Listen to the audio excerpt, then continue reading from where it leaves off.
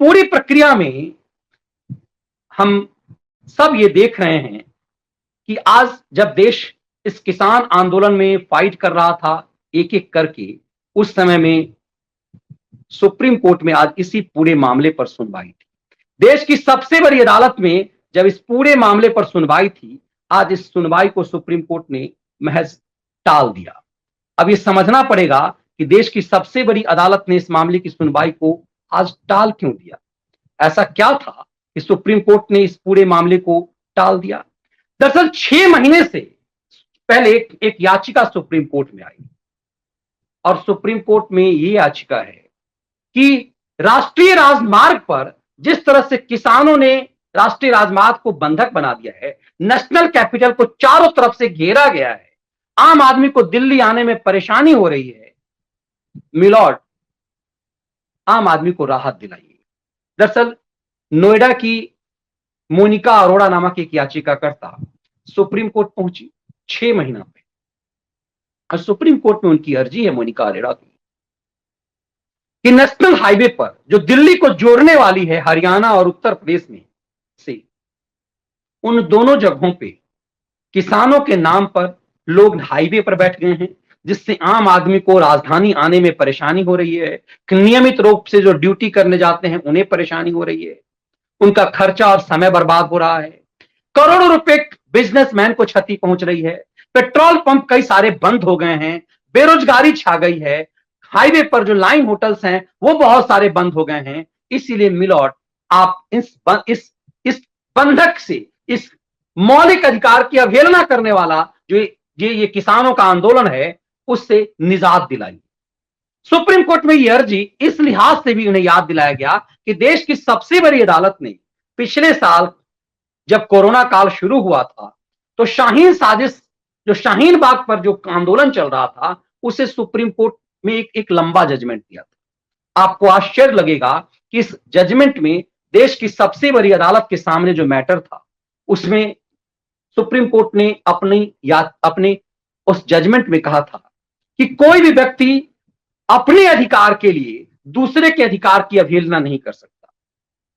शाहीन बाग में सड़क पर बैठ करके आम आदमी को परेशान करने वालों के लिए सुप्रीम कोर्ट ने एक लंबा चौड़ा फैसला सुनाया था।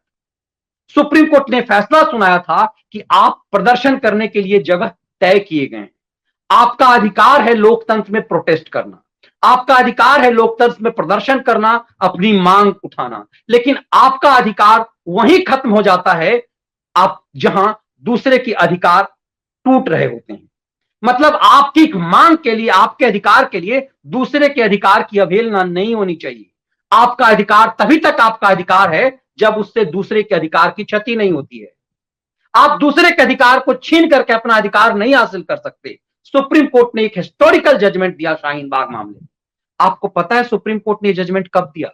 सुप्रीम कोर्ट ने जजमेंट तब दिया जब तंबू और बंबू उखड़ चुके थे शाहीन बाग के।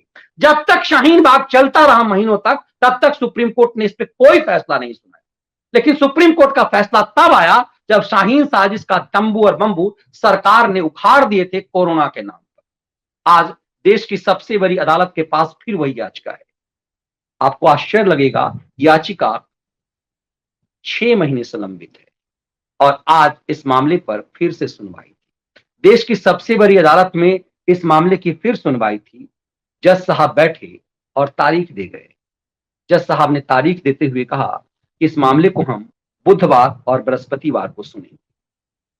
आप कल्पना कर सकते हैं कि इस मामले की सुनवाई जज साहब क्यों करना चाह रहे थे? इस मामले की सुनवाई क्यों टाला गया? तब जब आज ही ये देश देख रहा था कि प्रोटेस्ट के नाम पर पूरा दिल्ली पूरी तरह से पैक्ड हो चुकी हुई, पूरा दिल्ली जाम था, क्योंकि पूरी ऊर्जा दिल्ली में लगा दी गई। सुप्रीम कोर्ट में इस याचिका पर सुप्रीम कोर्ट ने जवाब मांगा था। आपको आश्चर्य लगेगा कि हरियाणा, उत्तर प्रदेश, योगी सरकार और खट्टर सरकार ने जो जवाब दिया है वो चौंकाने वाला है। योगी सरकार ने कहा, मिलॉर्ड सड़क पे जाम तो है, लेकिन हमने डाइवर्जन बना लिया है, रास्ते बदल दिए, लोगों को आने जाने में बहुत दिक्कत नहीं होती है। हम डंडा और इसलिए नहीं चला पा रहे हैं क्योंकि वहां पर बुजुर्ग बैठे हुए हैं और महिलाएं बैठी हुई हैं। इसका असर कुछ और पड़ जाएगा। योगी आदित्यनाथ की सरकार ने यह हलफनामा सुप्रीम कोर्ट में दिया है। ठीक इसी ढंग से खट्टर सरकार ने भी सुप्रीम कोर्ट में दिया है। सवाल यह है कि सरकार की इस तरह की अर्जी पर देश की सबसे बड़ी अदालत क्या हमेशा शांत रहती है? इस तरह की अर्जी पर 15 दिन के लिए सरकार को फिर से अवसर दिया था सुप्रीम कोर्ट ने, और उसके बाद आज हियरिंग थी। उम्मीद की जानी थी कि सरकारों को फटकार लगाया जाएगा, और सरकारें यही तो चाह रही है कि सुप्रीम कोर्ट कहे कि आप उस जगह को खाली कराइए। सुप्रीम कोर्ट कोई आदेश देने का है कि आप उस जगह को खाली कराइए, क्योंकि यह संविधान के मौलिक अधिकार कहता है कि एक आदमी दूसरे आदमी के अधिकार को छीन नहीं सकता। लेकिन यहां क्या हो रहा है? नेशनल हाईवे पर किसान के नाम पर लोग आंदोलनजीवी बैठे, 1 महीने से नहीं, 10 महीने से। और उस तंबू और बंबू के अंदर न जाने कितने लोगों की मौत हुई, बलात्कार का मामला आया, कई सारे ऐसे चीजें आई जिससे वो आंदोलन को खत्म करने का एक आधार बनता। लेकिन आज भी देश की सबसे बड़ी अदालत ने इस मामले में फिर एक तारीख दे दी। 6 महीने से यह तारीख दर तारीख चल रही है, और जब इन सुप्रीम कोर्ट से पर सवाल किया जाता है तो वो कंटेम्प्ट की आड़ ढूंढते हैं। सवाल यह है कि सिर्फ देश की सबसे बड़ी अदालत सिर्फ नैतिकता की बातें करेंगी? आज भी देश की सबसे बड़ी चीफ जस्टिस ऑफ इंडिया ने महिलाओं के अधिकार के लिए बड़ी बड़ी बातें की हैं कि सुप्रीम कोर्ट में मैक्सिमम महिलाएं होनी चाहिए। तो फिर कॉलेजियम, ये काम तो कॉलेजियम का है। भारत के चीफ जस्टिस ये बात कहते हैं कि महिलाएं बड़े पैमाने पर सुप्रीम कोर्ट में होनी चाहिए। आई तो है इस बार महिलाएं, लेकिन ये काम पहले क्यों नहीं हो पाया? कॉलेजियम तय करता है, सरकार का इस पे कोई कंट्रोल तो है नहीं। कॉलेजियम यदि महिला जजों का नाम भेजेगा तो सरकार को ही तय करना पड़ेगा इसमें से। और लगभग 99% मामले में सुप्रीम कोर्ट का कॉलेजियम जिस जजों के लिए नियुक्ति को भेजता है, जजों की तो अपनी मनमानी है।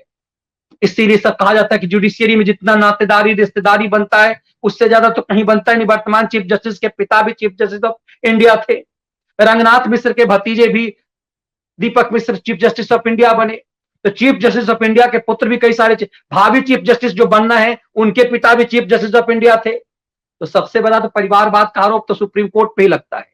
आज इस सुप्रीम कोर्ट से एक निश्चित रूप से सवाल बनता है, इस मामले में इतना गंभीर मामला, इस पर सुप्रीम कोर्ट या तो सरकार पर सख्त हो या फिर किसानों के, तथाकथित किसानों पर सख्त हो। ये तारीख दर तारीख दे करके जनता का, अदालतें और सरकारें जनता का किस तरह का टेस्ट लेती है, अपने आप में एक सवाल अहम यह भी है।